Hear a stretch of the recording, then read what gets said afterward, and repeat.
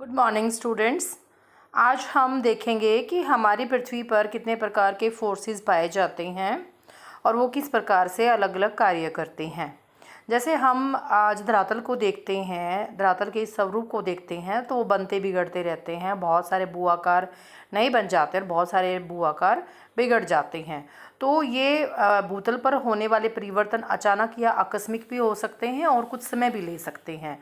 तो इनमें हमेशा विकास और विनाश का ये हमेशा खेल चलता रहता है। और ये जो विकास या विनाश होता है नए स्थल स्वरूपों का, तो उनके लिए कुछ बल जिम्मेदार होते हैं। कुछ बल जो है वो कार्य करते हैं इनके लिए। ये बल दो प्रकार के हैं, एंडोजेनेटिक फोर्सेस और एक्सोजेनेटिक, यानी कि अंतर्जात और बहिर्जात बल। अंतर्जात बल वो हैं जो पृथ्वी के अंदर कार्य करते हैं और बहिर्जात बल वो हैं जो पृथ्वी के बाहर कार्य करते हैं। तो सबसे पहले देखेंगे कि अंतर्जात बल यानी कि पृथ्वी की आंतरिक बल कौन कौन से हैं। तो अंतर्जात बल वो बल हैं जो पृथ्वी के आंतरिक भाग में पैदा होते हैं और भाग में पैदा होने के लिए बहुत सारी चीज़ें जिम्मेदार हैं, जैसे तापीय विषमता है और जिससे ये चट्टानें फैलती और सिकुड़ती हैं, जिससे डिस्प्लेसमेंट हो जाता है या एडजस्टमेंट होता है। पृथ्वी के भीतर घटित होने वाली इन्हीं घटनाओं से लंबवत व क्षैतिज बल उत्पन्न होते हैं, जिन्हें भू संचलन या विवर्तिक टेक्टोनिक मूवमेंट्स कहते हैं। त्रिवार्ता कहते हैं कि भूगर्भ की विवर्तनिक प्रक्रियाओं के मुख्य प्रवृत्ति उच्चावच में भिन्नताएं पैदा करना है। यानी कि जो अंतर्जात बल हैं वे पृथ्वी में कुरूपता पैदा करती हैं, असमरूपता पैदा करती हैं, विषमता पैदा करती हैं।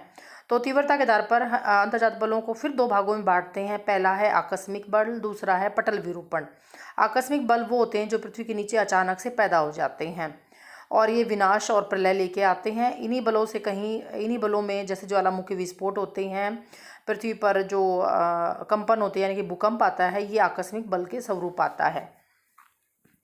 उसके बाद आप देखेंगे कि जो पटल विरूपण क्या होता है, मतलब आकस्मिक बल में जो है, एक तो आकस्मिक बल हो गया जो अचानक पैदा होता है, दूसरा है पटल विरूपण। पटल विरूपण क्या होता है, पृथ्वी के धरातल के नीचे जो क्रियाएं चलती रहती हैं वो धीमी होती है, परंतु निरंतर वहाँ पर हलचलें होती रहती हैं और इनके परिणाम लाखों करोड़ों सालों के बाद सामने आते हैं। यह अपने छोटे से जीवन काल में विभिन्न आकारों को बनता बिगड़ता हम नहीं देख पाते, इसलिए मंद गति होती है, लेकिन ये दीर्घकालिक संचलन कहते हैं इन्हें। और ये इसी के कारण भूपटल में विक्षोभ, भ्रंश और मुड़ाव, झुकाव, टूटन, यानी कि जो हमारे भ्रंश पर्वत हैं या हमारे फोल्डेड माउंटेन हैं, वो इन्हीं डायस्ट्रोफिज्म के कारण बनते हैं। तो यहाँ पर पृथ्वी में दोनों तरह के बल कार्य करते हैं, मतलब क्षैतिज संचलन होता है और लंबवत संचलन भी होता है। फिंच व त्रिवार्ता कहते हैं कि भूपटल से आशय उन्हीं सभी प्रक्रमों से है जिनके पटल के उंजमन मतलब ऊपर उठना, निमज्जन मतलब पानी के नीचे धंसना, या किसी एक भाग के संदर्भ में दूसरे भाग के विस्थापन या उसके टूटने या मुड़ने द्वारा संचालित होने में योगदान रहता है। ठीक है, पटल विरूपण दो प्रकार का होता है। फिर अगर हम इनको डिटेल में पढ़ते हैं तो आप यहाँ देखिए, ये एक टेबल दी हुई है। पृथ्वी पर दो प्रकार के बल काम करते हैं, एंडोजेनेटिक फोर्सेस और एक्सोजेनेटिक फोर्सेस। एंडोजेनिक यानी कि जो पृथ्वी के अंदर पैदा होते हैं, एक्सोजेनेटिक पृथ्वी के बाहर पैदा होते हैं। तो एंडोजेनेटिक फोर्सेस में फिर ये दो प्रकार के बांटते हैं हम, डायस्ट्रोफिज्म और सडन। डायस्ट्रोफिज्म जो लंबे समय तक चलता है और सडन होता है जो अचानक से पैदा होता है। सडन में आप देखेंगे, सडन में जो है ना, ये आ जाता है इग्नियस एक्टिविटी यानी कि वॉल्केनिक इरप्शन और अर्थक्वेक। फिर जो वॉल्केनिक इरप्शन है, आप दो बार पढ़ चुके हैं कि इंट्रूजन होता है, वॉल्केनिसिटी होती है, यानी कि जो अंदर ही नए नए बनते हैं। उसके बाद जो डायस्ट्रोफिज्म है यानी कि जो स्लो होते हैं लेकिन लंबे समय तक चलते हैं और बहुत बड़े बड़े चीज़ों का निर्माण करते हैं। तो ये फर्दर दो प्रकार के हैं, जैसे अपैरोजेनेटिक फोर्सेस यानी कि महादेश जनक, यानी कि जिससे महाद्वीप बनते हैं। दूसरा है ओरोजेनेटिक यानी कि जिनसे पर्वत बनते हैं। तो जो महादेश जिनसे महाद्वीप बनते हैं वो, उसमें दो प्रकार की क्रियाएं काम करते हैं, दो प्रकार के जो है बल काम करते हैं। एक तो है ऊर्ध्वमुखी यानी कि अपवर्ड यानी कि ऊपर उठना, दूसरा है डाउनवर्ड यानी कि नीचे धंसना। ऊपर उठेगा तो कोई जैसे कोई ऊपर उठना यानी कि एमरजेंस होना, बाहर निकलना, ठीक है, एमरजेंस। और जो डाउनवर्ड है सबमर्जेंस यानी कि जो पानी में धंसते हैं। डाउनवर्ड मूवमेंट में कोई जो है चट्टान खिसक के नीचे धंस जाती है। उसके बाद जो पर्वत निर्माणकारी बल है उसमें भी 2 प्रकार की क्रियाएं काम करती हैं। एक है टेंशन, दूसरा है कंप्रेशन। टेंशन होता है जैसे आप एक पेज को मतलब दोनों तरफ खींचोगे तो वो फट जाएगा, वो टेंशन है। टेंशन से जो है फ्रैक्चर्स आते हैं, यानी कि जो क्रिस्टल में जो दरारें आती हैं वो टेंशन के कारण आते हैं। संपीड़न होता है जैसे उसी पेज को आप दोनों तरफ से एक ही डायरेक्शन में अगर रख के खींचोगे, मतलब रख के उसको एक दूसरे के दोनों उंगलियों को दोनों हाथों को एक दूसरे की तरफ लेके आओगे तो बीच में जो है एक भाग ऊपर उठ जाएगा, तो इसे हम संपीड़न कहते हैं। ठीक है ना, यानी कि जो 2 बल हैं वो एक दूसरे की तरफ आए तो बीच का पार्ट है वो ऊपर उठ जाता है, जिससे क्रिस्टल बंकन यानी कि क्रिस्टल का झुकाव कहते हैं। ठीक है, तो जो टेंशन से क्रिस्टल फ्रैक्चर होते हैं इसमें चटकन आता है, फॉल्टिंग होती है, और कंप्रेशन से क्रिस्टल बेंडिंग होगी, यानी कि जो पटल है वो झुक जाएगा। झुकने में 2 प्रकार का है, एक तो वार्पिंग है, एक फोल्डिंग है। वार्पिंग जो है बड़ा है और फोल्ड जो है छोटे क्षेत्र में होता है। ठीक है, फिर उसके बाद है बहिर्जात बल। बहिर्जात बलों में डेनुडेशन है, डिपोजिशन है। डेनुडेशन का मैं पहले ही बता चुकी हूँ। डेनुडेशन का मतलब होता है डेनुडेयर, मतलब उसको अनावृत करना, यानी कि उस जगह को खरोचना या नग्न करना, तो ये हम डेनुडेशन की प्रोसेस बोलते हैं। डेनुडेशन में वेदरिंग भी आती है। वेदरिंग का मतलब होता है एक ही स्थान पर चट्टान का टूटना फूटना। अपर्दन में मूवमेंट शामिल होती है। मास वेस्टिंग है, मास वेस्टिंग में भी मूवमेंट शामिल होती है। ट्रांसपोर्टेशन है, मास ट्रांसफ़र है। अपक्षय में फिर 3 प्रकार का अपक्षय होता है, भौतिक अपक्षय, रासायनिक अपक्षय और जैविक अपक्षय। जो निक्षेपण होता है, निक्षेपण भी नदी के द्वारा भी निक्षेपण का मतलब होता है जमाव। ये जो पदार्थों को तोड़ फोड़ के नदी या पवने लेके आती है तो उसको जमाव करना कहते हैं, डिपोजिशन। तो जो अनावृत है, अनावृत तो चट्टानों को नीचा करते रहते हैं, और जो डिपोजिशन है वो चट्टानों को जमा करके नीचे तली में जमा करके उसको ऊंचा करते रहते हैं, यानी कि समतल करने का प्रयत्न करती हैं। तो ये रिवर हो गई, पवनें भी डिपोजिशन करती हैं, हिम नदियाँ भी डिपोजिशन करती हैं, सी वेव्स भी डिपोजिशन करती हैं, जो घुलनशील पदार्थ है वो भी डिपॉजिट होता है, और आपका कार्बनिक पदार्थ है वो भी डिपॉजिट होता है। तो सोल्यूबल मैटर्स में कौन कौन से होते हैं? एक तो इवेपोरेशन एंड केमिकल एक्शन के द्वारा, दूसरा है प्रवाल व जीवधारियों के द्वारा। जो हमारी प्रवाल भित्ति बनती हैं, जो ऑस्ट्रेलिया के पूर्वी भाग में बहुत कई किलोमीटर लंबी प्रवाल भित्ति है, वो इसी के द्वारा बनी हुई है, यानी कि डिपोजिशन से बनी हुई है। जो जीव होते हैं 1-1 इंच के प्रवाल, पॉलिप जीव कहते हैं इन्हें। पॉलिप जीव जो है जब एक दूसरे के ऊपर मरते रहते हैं और नए जीव पैदा होते रहते हैं, उनका खोल से एक बड़ी दीवार बन जाती है, तो डिपोजिशन के द्वारा होता है। तो ये हो गया बेटा, ये हमारे फोर्सेस हैं, एंडोजेनेटिक और एक्सोजेनेटिक फोर्सेस। तो जो पटल विरूपण है वो धीमे होते हैं लेकिन निरंतर होते हैं, आकस्मिक बहुत तेज होते हैं और अचानक से होते हैं। इन बलों द्वारा हम भू आकारों के बनते बिगड़ते अनुभव कर सकते हैं। जो आकस्मिक है वो बिगड़ने में बलों को हम इन बलों द्वारा भू आकारों के बिगड़ने में अनुभव दोनों के द्वारा ही कर सकते हैं। लेकिन जो डायस्ट्रोफिक है यानी कि पटल विरूपण है वो बहुत स्लो होता है, जिसको कई बार हम देख भी नहीं पाते हैं। जैसे हिमालय पर्वत है, कितने लाखों सालों में बना, उसके बाद आज भी बन रहा है, तो ये पटल विरूपण के द्वारा होता है। उसके बाद है, जैसे इसको हम डिटेल में पढ़ेंगे, पटल विरूपण यानी कि महाद्वीप निर्माणकारी बल कौन कौन से आते हैं। एपिरोजेनेटिक शब्द है, ग्रीक भाषा के 2 शब्दों से मिलता है। एपिरोज जिसका मतलब होता है महाद्वीप, जेनेसिस माने बढ़ना यानी कि महाद्वीपों का बढ़ना। तो क्षैतिज के लंबवत चलने वाले इन अंतर्जात बलों के कारण भूपटल के कुछ भाग ऊपर उठ जाते हैं व कुछ भाग नीचे धंस जाते हैं। ऊर्ध्वाधर हलचलों से पृथ्वी पर महाद्वीपों के पठारों में मैदानों की रचना होती है, इसलिए इन हलचलों को महाद्वीपीय निर्माणकारी बल कहते हैं। 2 प्रकार का होता है, पहले बता चुकी हूँ, अपवर्ड और डाउनवर्ड। अपवर्ड में इन बलों के कारण महाद्वीपों के विशाल भूभाग ऊपर उठ जाते हैं और ये कार्य 2 प्रकार से संपन्न होता है। महाद्वीपों कोई भाग अपने निकटवर्ती भूभाग से ऊपर उठ जाए, इसे उत्थान कहते हैं। या महाद्वीप का तटीय भाग जो पहले जलमग्न था वो जलतल से ऊपर उठ जाए तो उसे उंजमन कहते हैं। निर्मजमन यानी कि इमरजेंस, ऊपर उठना, पानी से बाहर आ जाना। अधोमुखी बल यानी कि डाउनवर्ड फोर्सेस, इन बलों के प्रभाव से महाद्वीपीय भाग 2 प्रकार से नीचे धंसते हैं। स्थल का कोई भाग अपने निकटवर्ती भूभाग के से नीचे धंस जाता है तो इसे हम सबसिडेंस यानी कि अवतरण कहते हैं। जब कोई तटीय भूभाग नीचे धंस जाता है पानी में तो उसे हम सबमर्जेंस यानी कि पानी में डूबना कहते हैं। लेकिन ये जो अवतलन है वो कहीं भी हो सकता है, लेकिन जो एमरजेंस और सबमर्जेंस है वो समुद्री तटीय भागों में होता है, क्योंकि वहीं पर पानी होता है, पानी के नीचे धंसना और पानी से ऊपर निकलना। फिर है पर्वत निर्माणकारी बल, ओरोजेनेटिक, यानी कि ओरो माने पर्वत, जेनेसिस माने निर्माण होना, यानी पर्वतों का निर्माण जिन बलों से होता है उन्हें पर्वत निर्माणकारी बल कहते हैं।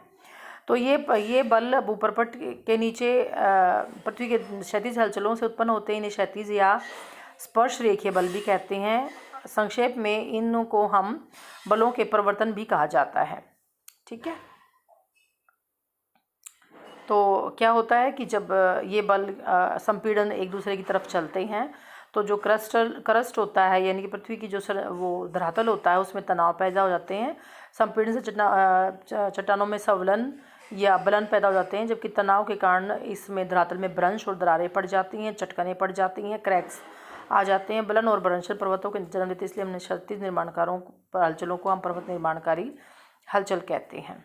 उसके बाद आ जाता है संवलन। मैं पहले ही बता चुकी हूँ कि जब मुड़ती है तो बहुत बड़े क्षेत्र में मुड़ती है तो उसे हम संवलन कहते हैं, जब ये छोटे हो जाते तो हम इसे वलन कहते हैं। तो अंतर्जात क्षैतिज बल आमने सामने से किसी या एक ओर से चट्टानों पर दबाव डालते हैं, जिसे संपीड़न कहते हैं। इस संपीड़न के कारण चट्टानों में बंकन या मुड़ाव हो जाते हैं। मुड़ाव विस्तृत क्षेत्रों में होता है तो उसे हम संवलन कहते हैं। इसके अंतर्गत धरातल का बहुत बड़ा भाग या तो ऊपर उठ जाता है, नीचे धस जाता है। और संपीड़न के कारण यदि धरातल के निचले भूभाग गुंबद की तरफ ऊपर उठ जाए तो उसे हम उत्संवलन कहते हैं, अप वार्पिंग कहते हैं। और जब वो नीचे की धस जाए तो उसे हम डाउन वार्पिंग कहते हैं। और इससे हज़ारों किलोमीटर की लंबाई में जब बढ़ जाता है तो उसे हम ब्रॉड वार्पिंग कहते हैं। फिर वलन। जब वलन जो होता है वृत्त संवलनों के लघु रूप को हम वलन कहते हैं। आमने सामने के क्षैतिज संचलों में उत्पन्न संपीड़न के कारण तटीय चट्टानों के कुछ भागों में मोड़ आ जाते हैं, जिससे धरातल लहरों के आमने सामने ऊपर उठ जाता है। इस प्रक्रिया को वलन कहते हैं। फिंच-वैटरी वार्ता क्या कहते हैं कि समतल परतदार शैलों के अधिक मात्रा में मुड़ जाने को ही हम वलन कहते हैं।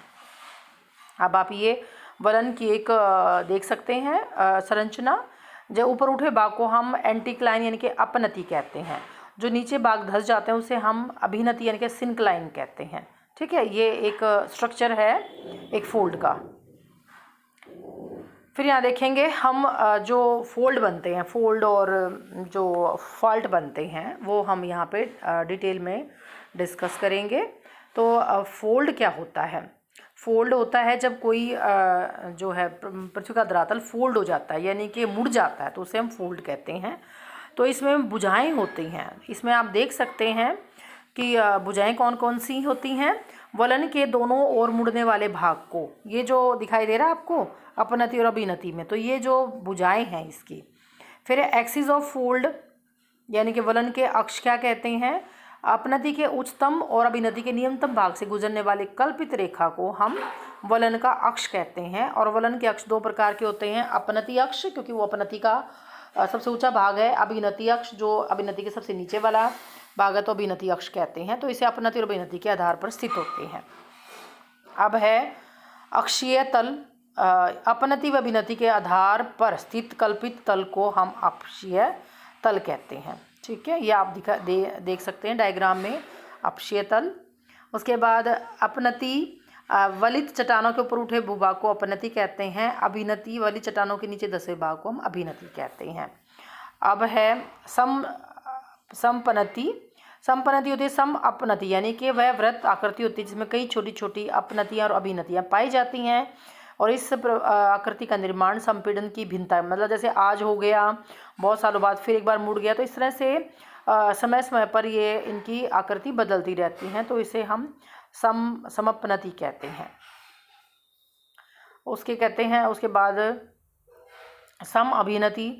सम अभिनति भी सेम होती है। जब ये जो ऊपर उठा भाग है सम अपनति है, जिसमें बहुत सारी अपनति और अभिनतियाँ बनती हैं।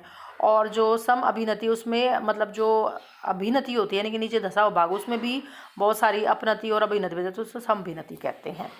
फिर नति या नतिलम, डिप या स्ट्राइक किसे कहते हैं? जब शैल का बंकन या मुड़ने से पहले भूपृष्ठ के समानांतर होती है और फिर किसी प्रकार की गति या नमन या डिप नहीं होता है और संपीड़न के परिणाम स्वरूप परतदार या कांतिक चट्टानों में स्तर प्राय क्षैतिज तल के सहारे कुछ अंश का कोण बनाते हुए पाए जाते हैं। और इन्हीं कोणीय झुकाव को नती या डिप कहा जाता है, यानी कि जिस एंगल पे वो ऊपर उठते हैं धरातल से। जो क्षैतिज धरातल होता है उसके ऊपर जो उसका झुकाव होगा उसे हम नती या डिप कहेंगे। जैसे झुकाव के साथ साथ नती की दिशा भी बताना जरूरी, यानी कि वो ईस्ट में है, वेस्ट में है, साउथ में है, नॉर्थ में है। जैसे मान लो यदि किसी चट्टान का स्तर का क्षैतिज तल के सारे 60 डिग्री पर झुकाव है और ढाल की दिशा पश्चिमी है तो उस समय क्या कहेंगे, नती है 60 डिग्री वेस्ट। फिर है नती लंब। नती के साथ समकोण बनाते वाली रेखा को हम उस झुके हुए स्तर या नती लंब कहते हैं। नती लंब हमेशा नती के साथ 90 डिग्री का कोण बनाएगा। ठीक है, डायग्राम में आप देख सकते हैं। फिर है वलन के प्रकार। संपीड़न की ताकत यानी कि कितनी इंटेंसिटी है उसकी, चट्टानों की प्रकृति कोमल या कठोर है, किसके आधार पर बलों को हम अनेक प्रकार के बल जो है पाए जाते हैं। पहला है सममित वलन यानी कि सिमेट्रिकल। जब दोनों भुजाएं बिल्कुल एक जैसी हों तो उसे हम सममित वलन कहते हैं। सुडोल वलन भी कहा जाता है। ऐसे वलन का अक्ष सीधी रेखा या खड़ी होती है, दोनों भुजाएं बिल्कुल सेम होती हैं। असममित बल यानी कि एसिमेट्रिकल फोल्ड। इस वलन की दोनों की भुजाओं की लंबाई और झुकाव में असमानता पाई जाती है। एक भुजा जो है साधारण झुकाव वाली होती है, दूसरी तीव्र या कम होती है, छोटी होती है, जिसका झुकाव ज़्यादा होता है। तो असममित वलन का अक्षीय तल झुकाव वाला होता है, जिसे हम जो है बेडोल वलन भी कहा जाता है। फिर तीसरा है एक नति वलन। एक नति वलन क्या होता है, जब वलन की एक भुजा का झुकाव साधारण होता है और ढाल हल्का होता है तो दूसरी भुजा का झुकाव समकोण पर बिल्कुल यानी कि 90 डिग्री पर खड़ा होता है। आप इसमें देख सकते हैं, एक का झुकाव साधारण, दूसरा खड़ा है, तो उसको हम एक नति वलन या एक दिनत वलन कहते हैं। इसे हम लंबवत भुजा पर संपीड़न ज़्यादा होता है, यानी कि वो एक तरफ का जो बल था वो ज़्यादा इंटेंस होता है, उसको एकदम से मोड़ देता है, और दूसरी तरफ जो बल काम कर रहा होता है वो थोड़ा कम इंटेंसिटी का होता है। फिर है समनत वलन आइसोक्लाइनल फोल्ड। जब किसी भूखंड पर आमने सामने से दोनों भुजाओं में संपीड़न की तीव्रता बराबर हो, यानी कि दोनों एक जैसी झुक जाएं, एक दूसरे के करीब आ जाएं, तो वो दोनों भुजाएं समानांतर हो जाएं, तो उसे हम समनत वलन कहते हैं। नत वलन की भुजाएं समानांतर तो होती है परंतु वो क्षैतिज नहीं। ठीक है, तो ये हो गया आ का समनत वलन। फिर है प्रतिवलन। जब संपीड़न के कारण जब वलन की एक भुजा दूसरी भुजा पर उलट जाती है, यानी कि एक तरफ का ज़्यादा उसके ऊपर इंटेंसिटी है तो दूसरी की तरफ झुक जाएगा, तो उसे उल्टी हुई भुजा को कभी भी क्षैतिज अवस्था में नहीं होती है, इसे हम प्रतिवलन कहते हैं। फिर है रिकम्बेंट फोल्ड। जब ये अधिक संपीड़न के कारण जब वलन की दोनों भुजाएं एक ही दिशा में बहुत अधिक झुककर परस्पर समानांतर हो जाती हैं और क्षैतिज दिशा में हो जाती हैं, तो इसे हम परिवलित या श्यान वलन कहते हैं। इसमें कोई भी भुजा टूटती नहीं है, मतलब एकदम से झुक जाएंगे, दोनों एक दूसरे के समानांतर हो जाएंगी और एक तरफ ज़्यादा झुक जाएंगी। इसे श्यान वलन के जो है प्रतिवलन के बाद की अवस्था, पहले श्यान वलन होगा उसके बाद प्रतिवलन होगा, यानी कि रिकम्बेंट फोल्ड बनेगा। फिर है अधिक्षिप्त वलन ओवरथ्रस्ट फोल्ड। जब शैलों पर संपीड़न अधिक हो जाता है और ये परिवर्तित मोड अपने अक्ष पर टूट जाता है, मतलब बहुत ज़्यादा इंटेंसिटी बढ़ती जाए तो जितना झुक सकती थी वो झुक गई रिकम्बेंट फोल्ड में। उसके बाद एक लिमिट के बाद क्या होता है कि वहाँ पर जो झुकाव है वहाँ पर एक दरार पड़ जाएगी और एक भाग खिसक के दूसरी जगह पर चला जाएगा, अध्यारोपित हो जाएगा, जिसे हम ओवरथ्रस्ट फोल्ड कहते हैं। इस वलन में खिसक कर ऊपर उठे भाग को हम अधिविक्षिप्त वलन कहते हैं। ठीक है, दूसरा है नेपे ग्रीवाखंड। नेपे का निर्माण अधिविक्षिप्त यानी कि जो ओवरथ्रस्ट फोल्ड है वो उसमें ज़्यादा संपीड़न और संचलन हो जाए तो नेपे तब बनता है जब अत्यधिक संपीड़न के कारण अधिक्षिप्त वलन की टूटी हुई भुजा अपने मूल स्थान से कई किलोमीटर दूर जाकर किसी अन्य चट्टान पर चढ़ जाती है और इसी संरचना में साम्य नहीं होता है, ऐसी भूआकृति ग्रीवाखंड या नेपे कहलाता है। सपोज करो जो स्लेट है, स्लेट में संपीड़न हुआ और जाके वो मार्बल की चट्टानों में बहुत किलोमीटर दूर जाके मार्बल की चट्टानों के ऊपर अध्यारोपित हो गया, तो इससे साइंटिस्ट को पता लगता है कि ये है तो स्लेट लेकिन ये मार्बल की चट्टानों में कैसे आया, तो ये नेपे है, तो यानी कि जो जिस मूल स्थान पर वो चढ़ी हुई है उसकी संरचना से मेल ही नहीं खा रही है, तो उसे हम नेपे या ग्रीवाखंड बोलते हैं। फिर है पंखाकार वलन। जब किसी भूखंड पर दोनों ओर तीव्र संपीड़न के कारण लंबे समय तक चलता रहे और परिणाम स्वरूप संकुचित हुए वलन के एक साथ मेहराब की भांति ऊपर उठ जाएं, तब पंखाकार वलन बन जाता है। पंखाकार वलन दोनों वलनों के प्रवेश क्रम से छोटा होता चला जाता है। इसे अधिक संकुचित होने पर वलन चटक भी सकते हैं, इसे भ्रंश भी पड़ सकते हैं। कई बार क्रमिक रूप से अपनति व विनति का विकास होने से दोहरे पंखाकार वलनों का विकास होता है। आप ये देख सकते हैं पंखाकार वलन कैसे होते हैं। खुला वलन। जब किसी वलन की दोनों भुजाओं के बीच का कोण 90 डिग्री से अधिक होता है परंतु 180 डिग्री से कम होता है, दोनों भुजाओं के बीच का कोण अधिक कोण बन जाता है, ऑब्ट्यूज एंगल हो जाता है, तो उस वलन को हम खुला वलन कहते हैं। बंद वलन। जब किसी वलन की दोनों भुजाओं के बीच में का जो कोण है वो न्यून कोण एक्यूट एंगल बन जाता है, जिसे हम बंद वलन कहते हैं। बंद वलन ज़्यादा संपीड़न होने से बनते हैं, इसमें मोड़ अधिक पास हो जाते हैं। दोनों में आप देख सकते हैं, अधिक कोण और न्यून कोण में। आज इतना ही बहुत है। ये फिर भ्रंश करवाएंगे, भ्रंश कल करते हैं।